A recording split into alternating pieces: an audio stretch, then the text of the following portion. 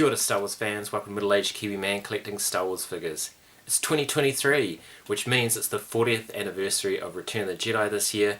Hasbro's already announced some really cool things that are coming, like the speeder bike, like the indoor bunker, some repacks of some skiff guards, and I believe there's more to be announced, so it's going to be a really exciting year for Vintage Collection.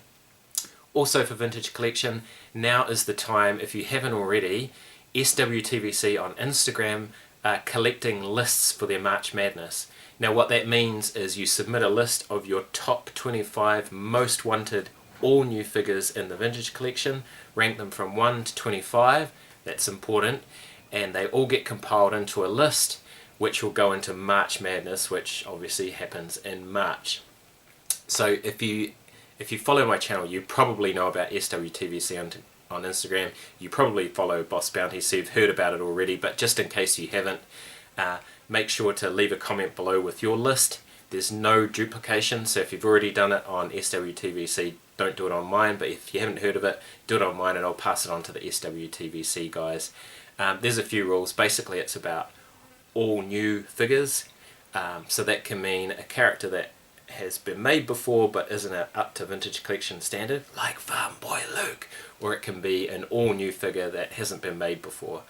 But anyway, the list is really fun to make that list, and it's really fun. They put in a lot of work. So this is Evan, John, Lewis, Tyler and Carlo from SWTVC on Instagram. They put in a lot of work for this, and it is heaps of fun, so please get involved. Other than that, we've just been away on a little family holiday, which was great to get away for a few days. And before that, I just did a bit of a rearrange of my collection room.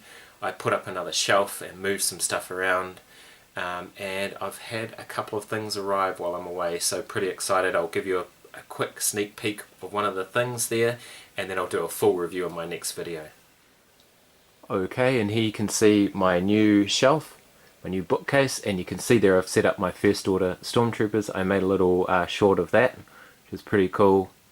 I've got my clone turbo tank, and I've got a couple of shelves spare to put some stuff in, so here we go.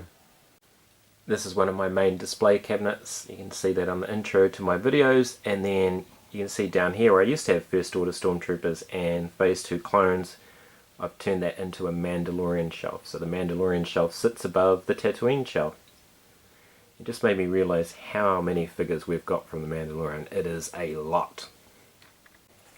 Okay, and for the big reveal and what's going to be in my next video, this box was sitting here when I got home today, and if I open that up,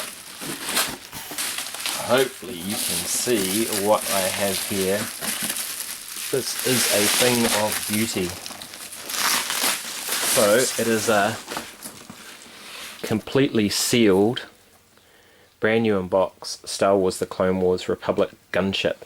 Now at first I got all excited with this box art. I thought, oh man, this is the version which is all closed up with the full doors, but this is actually known colloquially as the Lucky Leku version. And if you have a look on the back, it's got the shorter doors. Go away, fly. It's basically the same mold as the one I already have, but super excited to get my second one, and I've never had one boxed before, so I will be doing a full review in the next video. Oh look, it has been opened before, but that's all good.